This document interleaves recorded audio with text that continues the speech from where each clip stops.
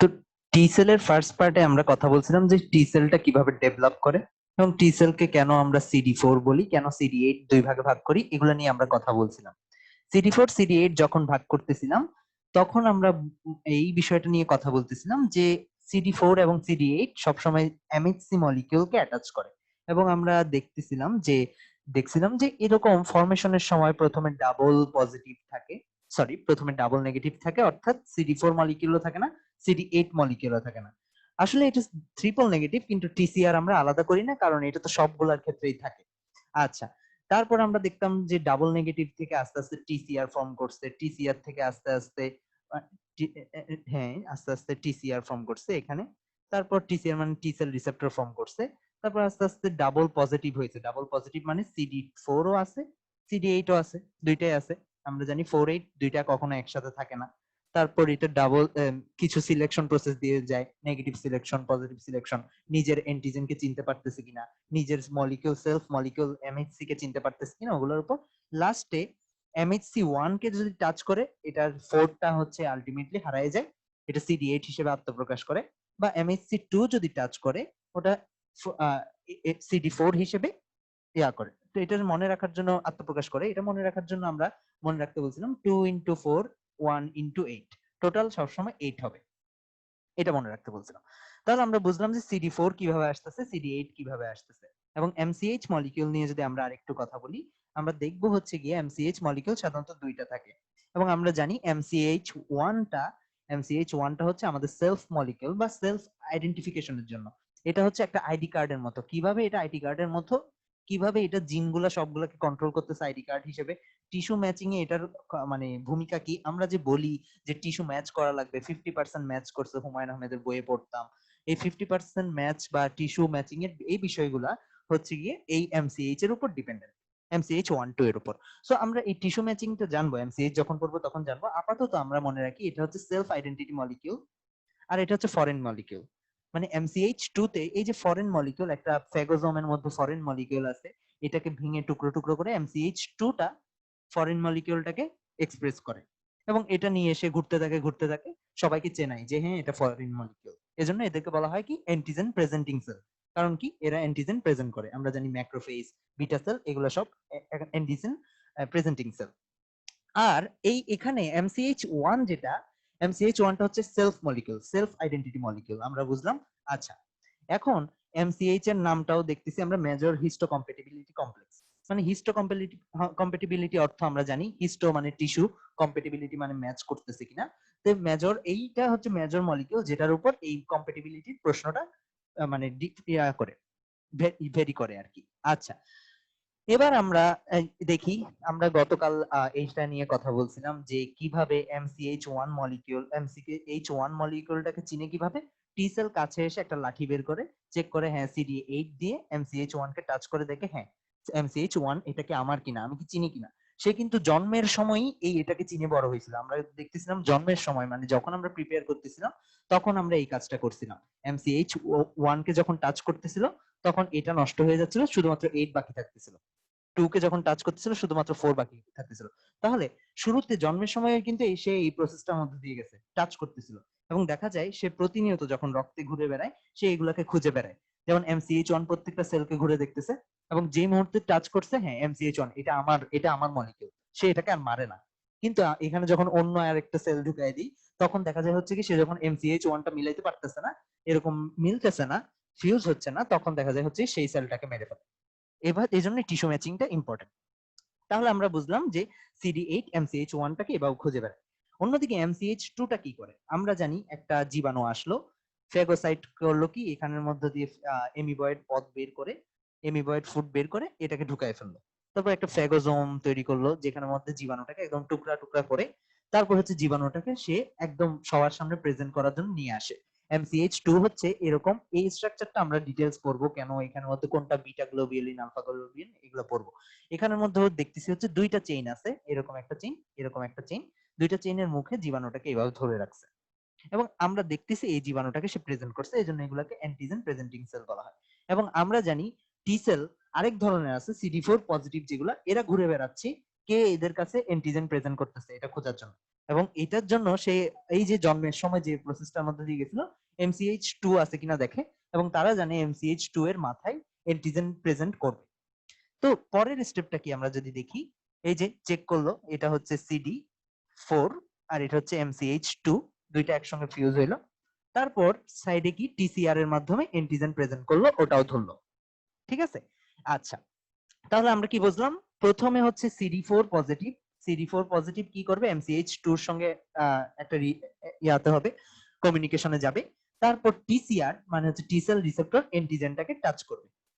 কিন্তু এটাই এনাফ না, এটাই এনাফ না শুধুমাত্র টি সেলটাকে অ্যাক্টিভেট করার জন্য।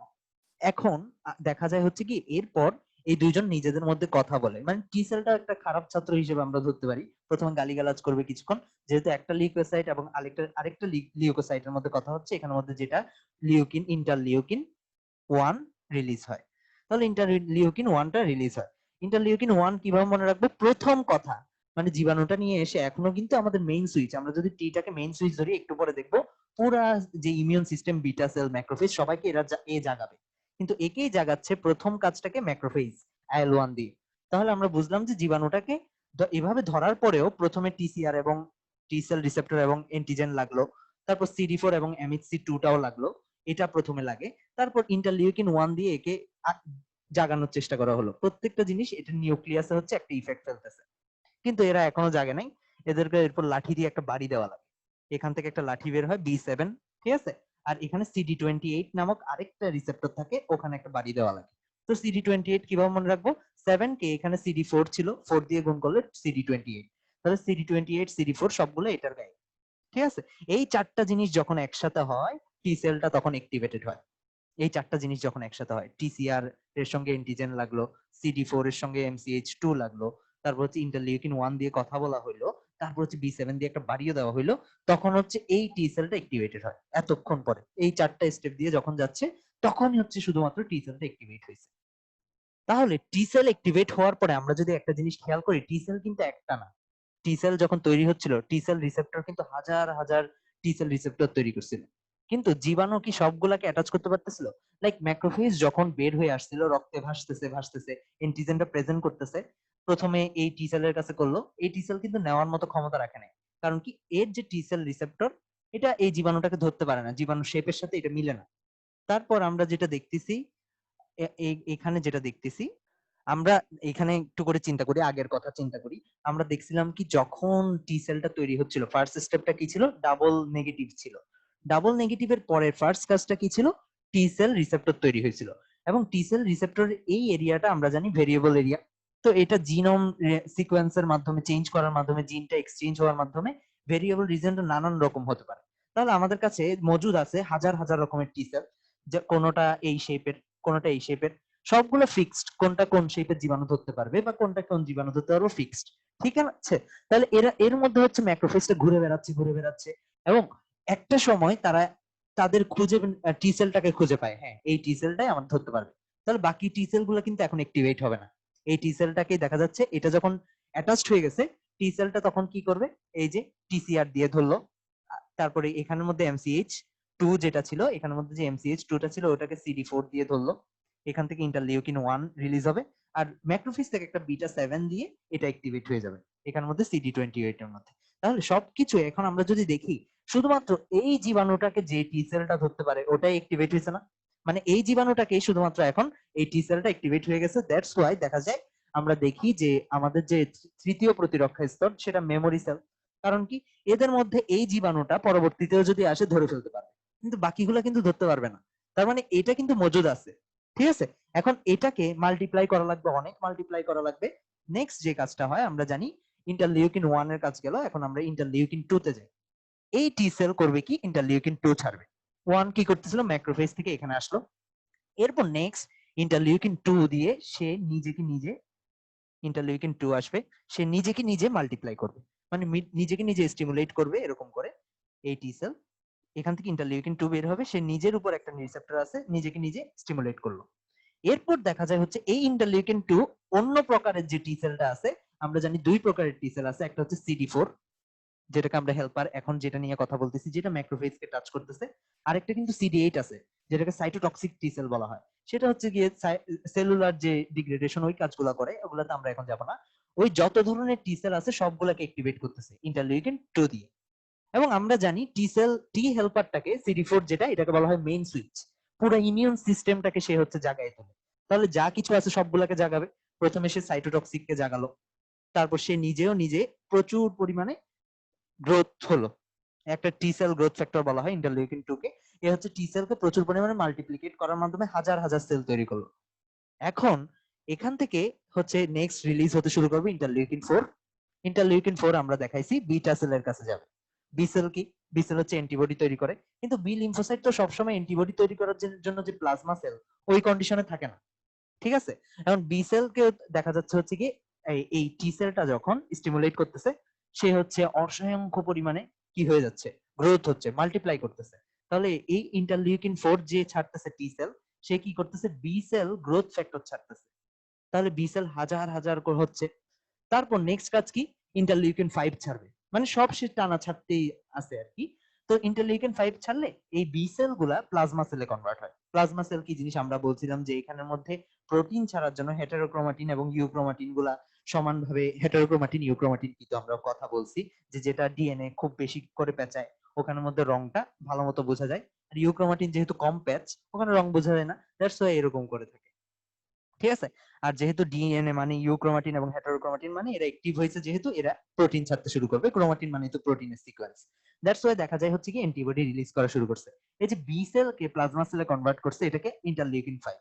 তাহলে এটাকে কি বলা হবে, বি সেল ডিফারেন্সিয়েশন ফ্যাক্টর। তাহলে এই জিনিসটা হচ্ছে হিউমারাল রেসপন্স, এটাকে হিউমারাল ইমিউনিটি বলা হয়। এটাকে জাগালো কে, টি সেল। কিসের মাধ্যমে? IL-4 এন্ড IL-5 এর মাধ্যমে। তারপর অন্য আরেকটা টি সেল কেও জাগাইলো IL-2 এর মাধ্যমে, cytotoxic T cell. Helper cell নিজেও হাজার হাজার কপি হইলো, কারণ সে একা তো এত কিছু সিক্রেট করে মানে এতজনকে জাগাতে পারবে না। অনেকগুলা দেখা গেল গ্রোথ হইলো, এখন হচ্ছে কি সবাই সিক্রেট করা শুরু করছে।